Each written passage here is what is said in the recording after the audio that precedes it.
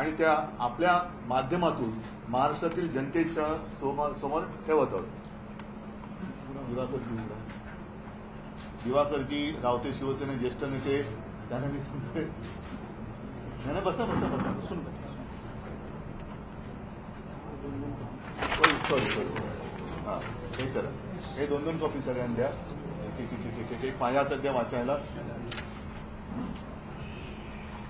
नाही एक माझ्या हात एकच द्या बाकी एक कागद जरा फारच सुळसुळीत केलेलं आहे तर हां ठीक आहे.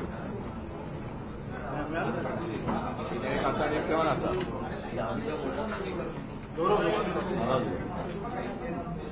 हा वचननामा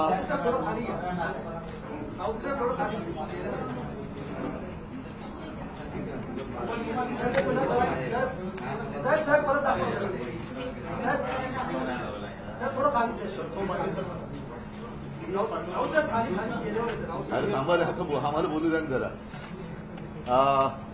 या वचननाम्याच्या सुरुवातीला शिवसेना मी आता उद्धव बाळासाहेब ठाकरे असं वेगळं म्हणण्याचं कारण नाही कारण दुसरी ती एसंशी अशी काहीतरी शिवसेना आहे बरोबर ना.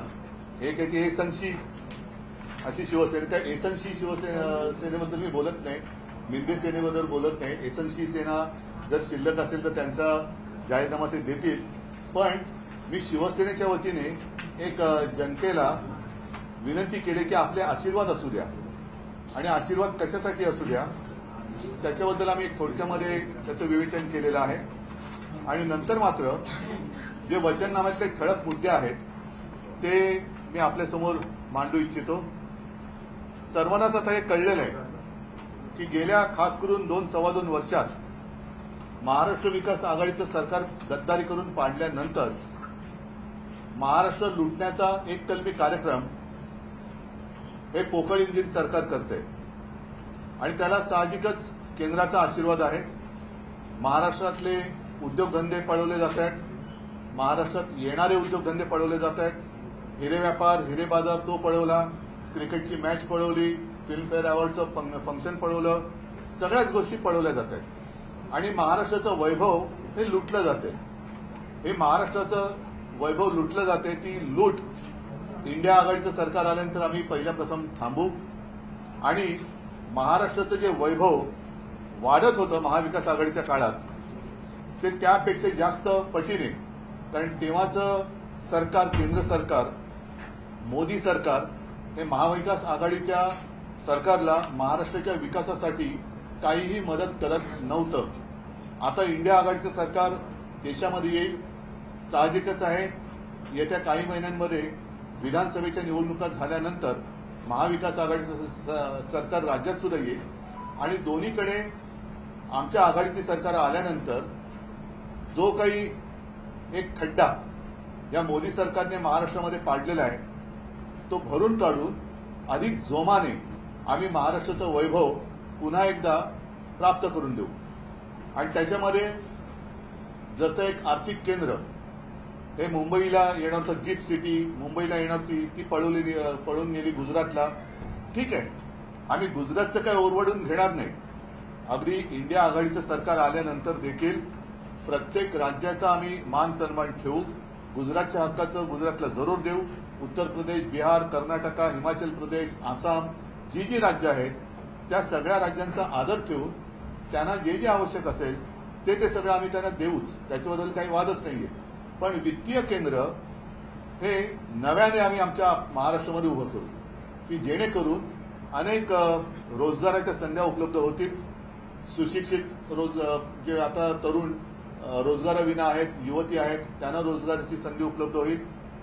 शहरांमध्ये रोजगाराची संधी उपलब्ध करत असताना ग्रामीण भागामध्ये सुद्धा अनेक तरुण असे आहेत की जे शिकले सवरले पण तिथे नोकरीची संधी नाहीये म्हणून त्यांना स्थलांतर करावं लागतंय. आपल्याच राज्यातही करावं लागतंय आणि काही ठिकाणी परराज्यात सुद्धा करायला लागतंय.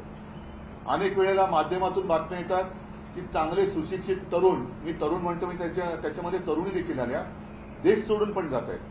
तर त्यांना तिथल्या तिथे स्वतःच्या जिल्ह्यातच गावातच रोजगार कसा निर्माण करता येईल याच्यावरती सुद्धा आम्ही अधिक लक्ष देणार आहोत. तरुणाचं संकट हाताळत असताना एक गोष्ट प्राधान्याने आढळली ती म्हणजे आपल्या आरोग्य सुविधांमध्ये असलेली उणीव. जिल्हा रुग्णालय जे आहेत त्या जिल्हा रुग्णालयांमध्ये काही ठिकाणी जरूर झाले असतील, पण प्रत्येक जिल्हा रुग्णालयात अत्याधुनिक जी काही उपकरणं आहेत ती उपकरणं आणून ती सगळी जिल्हा रुग्णालयं अद्ययावत करण्यात येतील. ग्रामीण भागामध्ये ज्याला आपण प्राथमिक उपचार केंद्र म्हणतो, माझ्या असं लक्षात आलं की काही प्राथमिक उपचार केंद्रामध्ये ज्याला पीएचसी म्हणतो तिकडे थर्मामीटर्स पण नाहीये, नर्सेस नाहीयेत, डॉक्टर्स नाहीयेत. मधल्या काळामध्ये तर आपण पाहिलं असाल की नांदेड, नागपूर, अगदी ठाण्यामध्ये सुद्धा औषधाविना रुग्णांचे मृत्यू झाले. तर अशी कुठेही आम्ही कमतरता ठेवणार नाही. सगळीकडे व्यवस्थित आरोग्य यंत्रणा ही अद्ययावत केली जाईल, राबवली जाईल. त्याच्यानंतर शेतकऱ्यांच्या बाबतीमध्ये अत्यंत महत्वाचा प्रश्न, इंडिया आघाडीचं सरकार आल्यानंतर त्या वचननाम्यात आहेच की शेतकऱ्यांना कर्जमुक्त केलं जाईल. महाराष्ट्रामध्ये आम्ही केवळ कर्जमुक्त करून नाही थांबणार. इंडिया आघाडीचं सरकार आल्यानंतर केंद्राच्या माध्यमातून ती यंत्रणा राबवली, कर्जमुक्तीची हे होईलच. पण शेतकऱ्यांना जो पीक विमा मिळतो त्या पीक विम्याचे निकष हे कंपन्यांनी ठरवले आहेत आणि ते निकष एवढे विचित्र आहेत. एक तर नुकसान झालेलं असतं आणि या कंपन्यांच्या वाऱ्या करून शेतकरी थकून जातो आणि नको ती नुकसान भरपाई या परिस्थितीत तो येतो. तर हे निकष बदलले जातील आणि शेतकऱ्यांना त्यांची जी काही योग्य ती नुकसान भरपाई आहे ती मिळालीच पाहिजे, याच्यावरती केंद्राचं आणि सरकारचं लक्ष असेल. दुसरी गोष्ट अशी की सध्या एका योजनेचा गवगवा केला जातो, ती काय सन्मान योजना. शेतकऱ्यांनीच मला ते एक सांगितलं होतं की अहो साहेब, आमच्या अगदी खतं आहेत, बी बियाणं आहेत, इतर जी काही उपकरणं आहेत, अवजारं आहेत, ट्रॅक्टर आहे, वीज पंप आहे, ह्या अनेक गोष्टींवरती जीएसटीच्या माध्यमातून केंद्र सरकार आमच्याकडनं पैसा घेतं आणि आम्हाला फक्त 6,000 रुपये वर्षाला देतं. तर ही जी काही लूट आहे ती थांबवण्यासाठी आम्ही तर असा विचार करतो आणि त्याच्यासाठी आम्ही आग्रही राहूच की शेतकऱ्याला लागणारी सगळी जी काही अत्यावश्यक गोष्टी आहेत, मग त्याच्यात खतं आली, बी बियाणं आले आणि बाकी काही गोष्टी, हे जीएसटी मुक्त करू.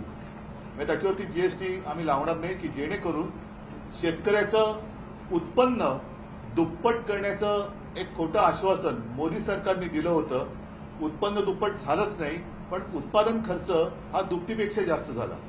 पुन्हा हमीभाव मिळत नाही. तर हमीभाव आम्ही स्वामीनाथन आयोगाच्या शिफारशीप्रमाणे तर देऊच, पण जीएसटी रद्द करू त्या शेतकऱ्याच्या सगळ्या उपकरणांवरचा. आणि अनेकदा असंही होतं की कापूस पिकवलाय, सोयाबीन पिकवलंय, डाळी आहेत, आणखीन काही आहेत, तो साठवून ठेवण्यासाठी शेतकऱ्याकडे जागा नसते. आम्ही शेतकऱ्यांना गोदामं बांधून देऊ, जिथे आवश्यक असेल तिकडे शीतगृह देऊ की जेणेकरून जोपर्यंत तो माल त्याचा विकला जात नाही तोपर्यंत त्याला त्याच्या घरामध्ये ठेवायला जर जागा नसेल तर तिकडे तो त्याच्या नावानेच तो ठेवू शकतो आणि जेव्हा जरूर वाटेल तेव्हा तो बाजारात तो आणू शकतो. सर्वांना माहिती आहे की मी मुख्यमंत्री असताना एक वेगळी कल्पना राबवण्याचा प्रयत्न केला. ज्याला मार्केट आहे तेच उत्पादन काढायचं, तेच पीक घ्यायचं, म्हणजे जे विकेल ते पिकेल.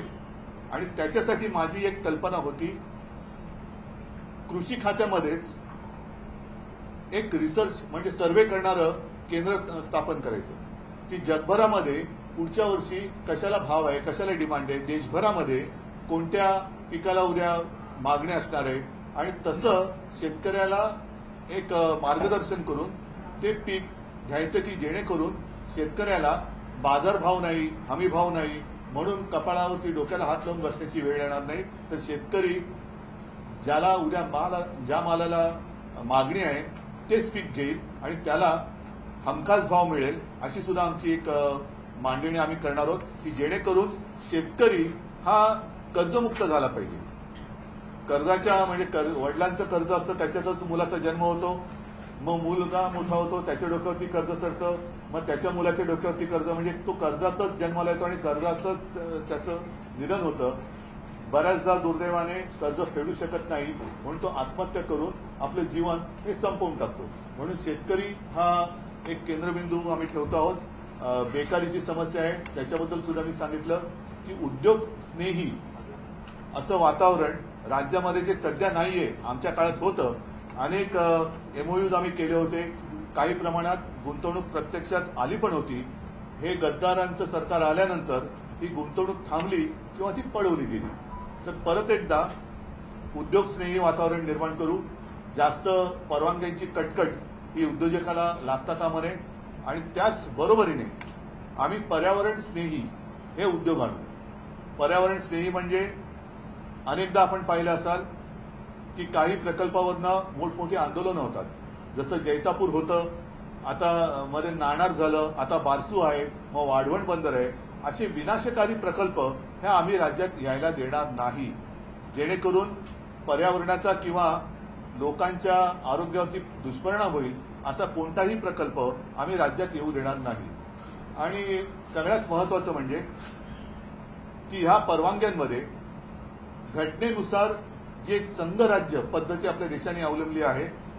मी मागेही बोललो होतो की संघराज्य याचा अर्थ की केंद्र आणि राज्य यांना एक समान अधिकार आहेत घटनेमध्ये.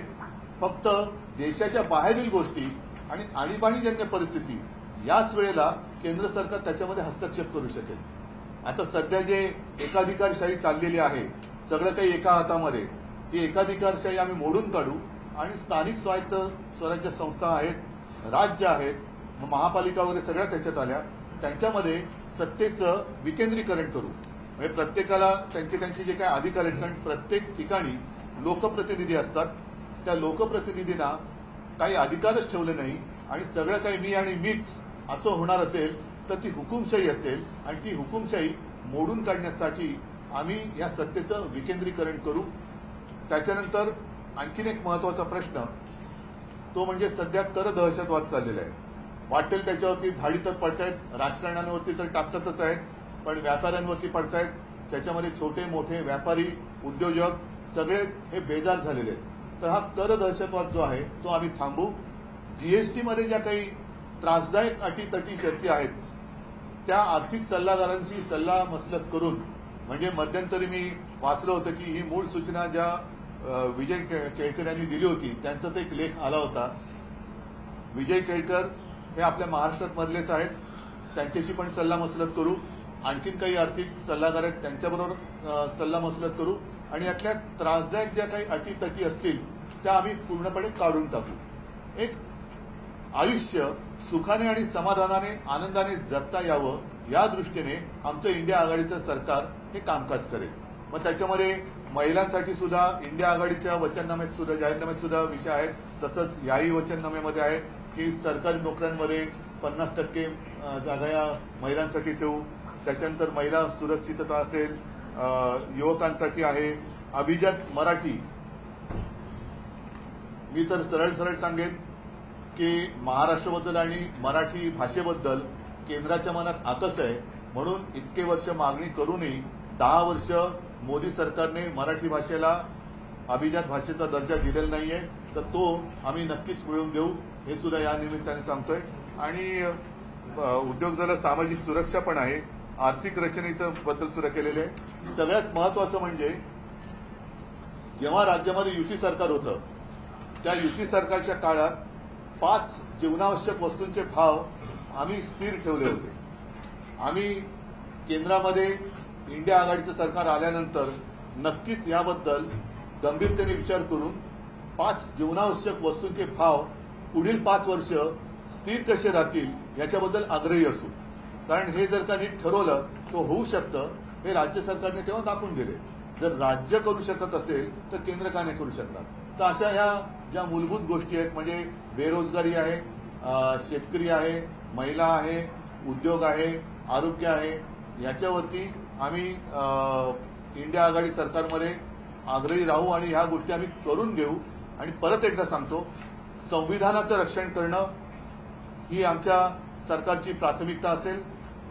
त्याचप्रमाणे महाराष्ट्रामध्ये महाराष्ट्राचं लुटलं जाणारं वैभव, ही लूट थांबवून मराठी अस्मिता, तिचा एक नाही म्हटलं तरी मी दरारा हा शब्द किती कोणाला परवडेल कल्पना नाही, पण त्या मराठी भाषेचं, महाराष्ट्राचं वैभव आणि महत्व हे देशासाठी काय आहे हे आम्ही दाखवून देऊ.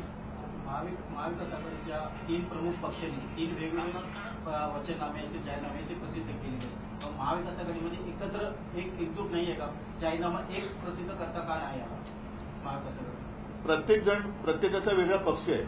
आम्ही आघाडी केली म्हणजे पक्ष एकमेकात विलीन नाही केलेले. ज्या वेळेला आम्ही शिवसेना आणि भारतीय जनता पक्षाची युती होती त्याही वेळेला भाजपचा एक जाहीरनामा किंवा खापानामा वेगळा होता आणि आमचा वचननामा हा वेगळा होता. जातीय जनगणना संदर्भातला जो उल्लेख आहे तो तुमच्यामध्ये नाही. शरद पवार, मी तुम्हाला हेच सांगितलं की सगळ्यांमध्ये सगळे विषय हे प्रत्येकाने मग फक्त कव्हर बदलून छापलं असतं तर काय झालं असतं. आम्हाला ज्या काही गोष्टी अशा वाटल्या ज्या महाराष्ट्राच्या दृष्टीने महत्वाच्या आहेत याच्यामध्ये आरक्षणाच्या बाबतीत आम्ही म्हटलेलं आहे की 50% आरक्षण 50%च्या वरती जायचं असेल तर लोकसभेमध्ये ते मंजूर करावं लागतं. खरं म्हटलं तर आज बहुमत गेले 10 वर्ष मोदी सरकारकडे होतं आणि सगळ्यांनी त्यांना पाठिंबा दिला असता. पण दिल्ली सरकारचे अधिकार काढून घेण्यासाठी मोदी सरकारने कोर्टाच्या निर्णयाच्या विरोधात जाऊन ते मंजूर करून घेतलं. तसं आरक्षणाच्या बाबतीत त्यांनी जर का हा प्रस्ताव आणला असता तर आम्ही आमचा पाठिंबा दिला असता. त्याच्यामुळे मला असं वाटतं की काँग्रेसचा एक जाहीरनामा आहे, इंडिया आघाडी म्हणून आहे, प्रत्येक प्रादेशिक पक्षाचा एक जाहीरनामा आहे, तसाच आमचा सुद्धा आहे. आणि इतर गोष्टींना आता जसं ते धार्मिक मुद्द्यावरून आम्हाला शिकवत आहेत. आम्ही जय भवानी हा शब्द मी म्हटलं मी काढणार नाही. पण भाजप मात्र आता पराभवाच्या भीतीने राम राम राम राम करायला लागलेला आहे. मला असं वाटतं त्यांचं आम्ही जातो आमच्या गावा आमचा राम राम घ्यावा ही परिस्थिती आलेली आहे म्हणून त्यांना ते करू द्या. सर, काँग्रेसचा आणि जो राष्ट्रवादी शरद पवार जो जाहीरनामा आहे त्याच्यामध्ये त्यांनी युवकांना किती रोजगार देणार तसा आकडा दिला की 30 लाख युवकांना 10 लाख युवकांना. तुमच्या जाहीरनाम्यामध्ये आकडा नाही. आणि आकडा आहे पण मी तुम्हाला काय म्हटलं की पहिल्यांदाच म्हटलं होतं मग 2 पानाचा का मी काढला. देशाची निवडणूक आहे आणि त्याच्यामध्ये आकडा काय आहे सांगा ना. 1 वर्षात 30 लाख सरकारी आणि सार्वजनिक क्षेत्रातील उपक्रमात नोकर भरती करून तरुणींना रोजगार उपलब्ध करून देणार. बरोबर आहे. पण त्या पलीकडे सांगतो की शेवटी आम्ही एकत्र तिकडे राज्य कारभार बघणार म्हटल्यानंतर साहजिकच आहे प्रत्येकाचे जाहीरनामे तेव्हा समोर ठेवून त्यानुसार वेगळे पण त्याच्यात काय जर असेल तर त्याच्यावरती तो पक्ष अधिक लक्ष देईल. नाहीतर एक सामूहिकपणाने जो इंडिया आघाडीचा वचननामा आहे किंवा जाहीरनामा आहे त्याच्यावरती आम्ही मिळून काम करू. महिलांसंदर्भात आपण सुरक्षे संदर्भात देखील या जाहीरनाम्यात म्हटलेलं आहे की एचआयची चॅट बोर्ड सारख्या अत्याधुनिक तंत्रज्ञानाचा वापर केला जातो. तो नेमका कसा असणार आहे तुम्ही मत द्या ना मग सांगतो. सर, याच्यामध्ये हे म्हटलं की मराठी भाषेला अभिजात दर्जा देण्याचा प्रयत्न जो आहे तो देखील केला जाईल. हा मुद्दा जो आहे तो गेल्या अनेक वर्षापासून आहे. आणि आम्हाला असं वाटलं होतं की जेव्हा आम्ही 2014 आणि 2019ला यांना पाठिंबा देऊन आमची जी आता फसगत झाल्याचं लक्षात आलंय. आम्हाला असं वाटलं होतं की आम्ही पाठिंबा दिल्यानंतर मोदी सरकार ते करेल. पण मोदी सरकारच्या मनात महाराष्ट्राबद्दल आणि मराठी भाषेबद्दल आणि भवानी मातेबद्दल सुद्धा आकस आहे हे आता दिसतंय. कारण मोदीजी इतर सगळ्या मंदिरात गेलेत पण अजून मला नाही वाटत तुळजाभवानीच्या मंदिरात कधी गेलेत. मी राम मंदिरात का गेलो नाही हे अमितच्या जाहीर सभेत विचारतात तर मी आज जाहीरपणे विचारतोय मोदीजी किंवा शहा हे अजून माझ्या तुळजाभवानी मातेच्या मंदिरात का गेले नाही हा महाराष्ट्राच्या मनातील प्रश्न आहे. आणि मग त्यांनी मला प्रश्न विचारावा. आणि राम मंदिरामध्ये जेव्हा अयोध्येमध्ये हा सोहळा चालला होता तेव्हा तुमच्या सगळ्यांच्या साक्षीने मी नाशिकच्या काळाराम मंदिरात गेलो होतो. पण अद्याप परत एकदा सांगतो आता तर महाराष्ट्रामध्ये ते अनेकदा येत आहेत. मी काळाराम मंदिरात जाणार म्हटल्यानंतर घाईघाईने झाडू घेऊन मंदिरात पोहोचले होते.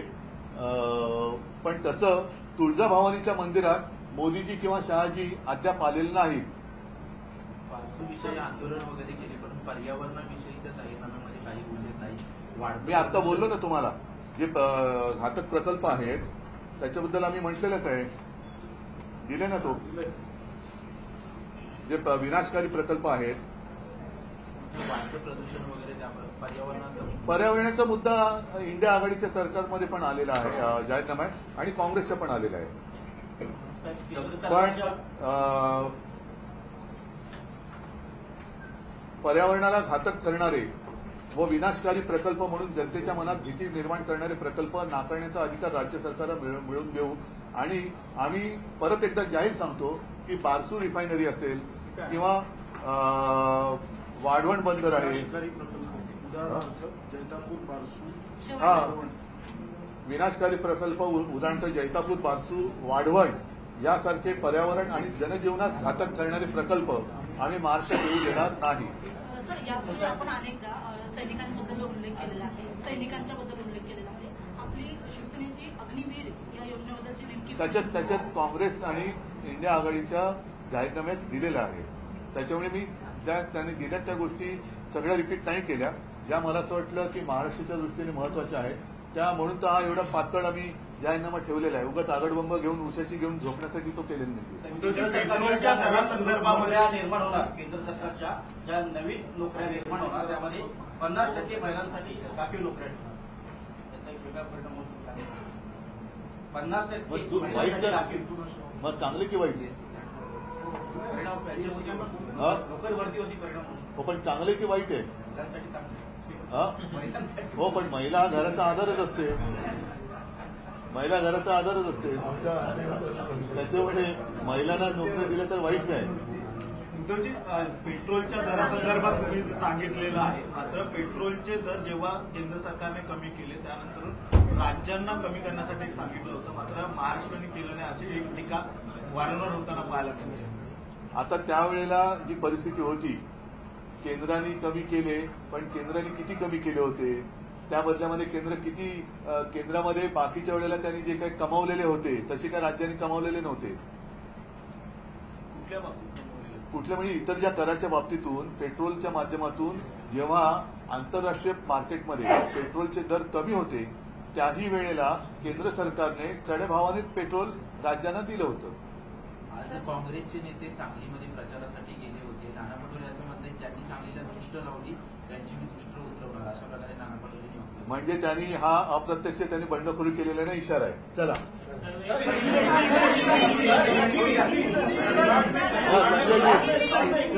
जीएसटी रद्द करू हा महत्वाचा. हो, मी तो सांगितलं शेतकऱ्यांचा इतनी सारी बात हाँ बैठे ना अब जरा अभी थोड़ी हिंदी में बात करें. ऐका शेतकऱ्यांसाठी जे मी पुन्हा एकदा त्याचा पुनरुच्चार करतो की शेतकऱ्यांना जीएसटीच्या माध्यमातून जी पिळवणूक होते आणि उपकार केल्यासारखं त्यांना 6,000 रुपये दिले जातात, तर ही शेतकऱ्यांची जीएसटीच्या माध्यमातून होणारी पिळवणूक आम्ही थांबवू. सांगलीच्या जागेवरून विश्वजित कदमांनी सांगितलं की मला सांगलीचा विषय जाहीरनाम्यात नाहीये. सांगलीची जागा आमचे महाविकास आघाडीचे चंद्रहार पाटील प्रचंड बहुमताने जिंकणारच. सर, हिंदी में जानना चाहेंगे, आज आपने अपना वचन पत्र जारी किया है, महाविकास आघाड़ी स्टेट भी गठित कर रहे हैं, अलग अलग अपने मैनिफेस्टो जारी कर रहे हैं. आज आपने अपने मैनिफेस्टो को वचन पत्र का नाम दिया है, क्या कहना चाहेंगे सर? मैं किस पर बात करूं? अलग अलग विचार वचन पत्र पे करूं? नहीं, अलग अलग आपने अपने मैनिफेस्टो में जो बातें कही, जब हमारा गठबंधन भाजपा के साथ था तब भी हमारा वचन पत्र अलग ही हुआ करता था, और भाजपा जो त्याला काय मराठीत थापानामा जो है, हाँ और क्या कह सकता हूँ, क्योंकि सब जुमला पत्र, हाँ जुमला पत्र अच्छा नाम है. भाजपा का जुमला पत्र अलग होता था और हमारा वचन पत्र अलग होता था. तो इसी प्रकार से अब कांग्रेस का भी वचन पत्र मैं कहता हूँ, इंडिया का वचन पत्र, खास कर शिवसेना का, हम अपने अपने नजरिए से सरकार कैसी चलनी चाहिए. और इसलिए मैं कहता हूँ कि अब वो दिन गए जब हमें लगता था कि देश को एक ही नेता होना चाहिए, लेकिन एक नेता का मतलब तानाशाह नहीं. अब जो दिखाई दे रहा है अपना देश तानाशाही की ओर कोई ले जा रहा है, और तानाशाही को अभी खत्म करने का अवसर मिला है, मौका है. तो अभी तानाशाही को खत्म करो, और जिसे मिलीजुली या सम्मिश्र सरकार कहते हैं, जो अटल जी ने चलाई हुई थी, मनमोहन सिंह जी ने चलाई थी, नरसिंह राव जी ने चलाई थी, और तीनों सरकार ने अच्छी तरीके से काम किया था. तो अब अपने देश में जितने सारे राज्य हैं उनका सम्मान करते हुए केंद्र की सरकार चलनी चाहिए. ऐसे नहीं होना चाहिए कि सारे अधिकार मेरे ही हाथ होने चाहिए और सारे राज्य रोज सुबह एक कटोरा लेकर मेरे दरवाजे के सामने भीख मांगने के लिए खड़े हो. ऐसे हम नहीं होने देंगे. जितनी सत्ता है उसका विकेंद्रीकरण हम करेंगे. सर एक ये भी है कि नौकरी को लेकर हर पार्टी अपने अपने तरीके से आंकड़े जारी कर रही है। आपके वचन पत्र में किस तरीके की नौकरी दिया जाएगा, क्या महिलाओं को प्राधान्य दिया जाएगा, क्या रहेगा, उसके बारे में बताएं। पहले एक बात मैं कहना चाहता हूँ, कृपा कर खास कर गुजराती भाई बहने हैं वो अपना ऐसे मेरे बारे में ऐसी कोई गलतफहमी ना करे कि भाई गुजरात के खिलाफ हूं, नहीं, लेकिन महाराष्ट्र को लूट कर जो गुजरात लेके जा रहे हैं उसको हम रोकेंगे, जरूर रोकेंगे। इसका मतलब ये नहीं है कि इंडिया सरकार आने के बाद हम गुजरात को कुछ अलग करेंगे, नहीं, गुजरात भी हमारा है और उसका जहां जिस पर अधिकार है तो वो तो हम देंगे। जैसे अन्य सारे राज्य है, उत्तर प्रदेश है, मध्य प्रदेश है, छत्तीसगढ़ है, आसाम है, हिमाचल, उत्तराखंड है, सबका अपना अपना, सबको हम अपना अपना अधिकार दे देंगे। अधिकार में जितनी सारी बातें आती है वो दे देंगे, लेकिन महाराष्ट्र का छीनकर जो अब लेके जा रहे हैं उसको तो हम रोकेंगे। और महाराष्ट्र की जितनी सारी बातें, जैसे आने वाले उद्योग और जहां जो उद्योग यहाँ थे, डायमंड मार्केट था, गिफ्ट सिटी या वित्तीय केंद्र था, वो सारा यहाँ से वो चुरा कर लेके गए। जैसे शिवसेना चुराने की कोशिश की वैसे ये उद्योग चुरा रहे हैं, तो वो हम नहीं होने देंगे। और फिर से हम यहाँ अलग एक इकोनॉमिकल सेंटर जहाँ रोजी रोटी मिलेगी लोगों को, वैसा हम यहाँ शुरू करेंगे। जीएसटी को लेकर भी आपने विरोध जताया, अपने वचन पत्र में भी कहा, मराठी में भी आप जीएसटी के खिलाफ काफी आक्रामक हुए हैं। विरोध करने की वजह क्या है? विरोध मैं जीएसटी को नहीं कर रहा हूं, लेकिन जो टैक्स टेररिज्म है, टैक्स टेररिज्म वो बढ़ गया है। किसी के भी ऊपर रेट डाले जा रहे हैं।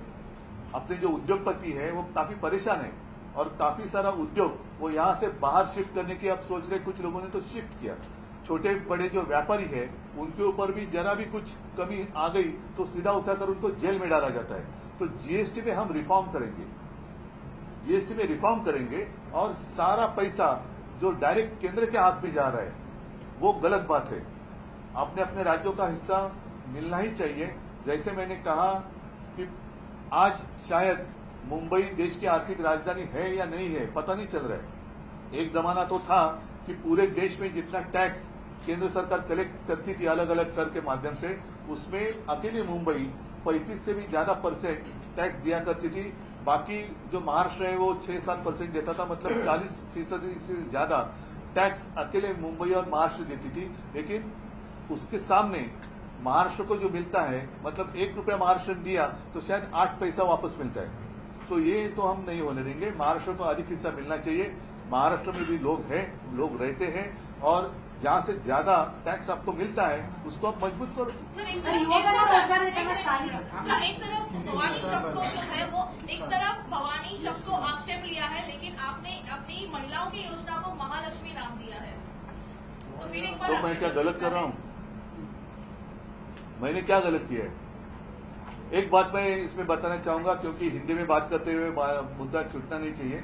खास कर किसानों की स्थिति बहुत ही गंभीर है और किसान अलग अलग तरीके से, मतलब उनको जो फर्टिलाइजर लगता है या बाकी ट्रैक्टर है, ट्रैक्टर के ऊपर जो वो लोन लेते हैं उसका इंटरेस्ट रेट ज्यादा है और बाकी और सारी ऐसी बातें, जीएसटी लगता है, पंप लेना है, कुछ भी लेना है, सिंपल चीजें ज्यादा शेततळ म्हणतो त्याच्यावरती जे कवर टाकावं लागतं प्लास्टिक, उसके ऊपर जीएसटी है। ऐसे बहुत सारी चीजों पर जीएसटी लिया जाता है और उसके सामने किसान को सिर्फ 6,000 रुपए दिए जाते हैं। तो ये तो अन्याय है।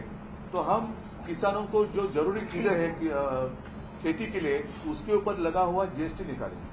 कर्नाटक की सरकार ने जो है सर ओबीसी के हिस्से का जो आरक्षण था वो लेकर मुसलमानों को दे दिया गया है, ओबीसी के साथ अन्याय कर रही है कांग्रेस, ऐसा प्रधानमंत्री नरेंद्र मोदी ने आज भाषण दिया है। आप इस पर देखो, मोदी जी एक मैंने कहा ना, बचपन में कहते थे कि अगर कहीं पर भूत दिखाई जाए, देखा तो नहीं मैंने कभी, लेकिन ऐसे लगा तो राम राम राम राम राम राम बोलो।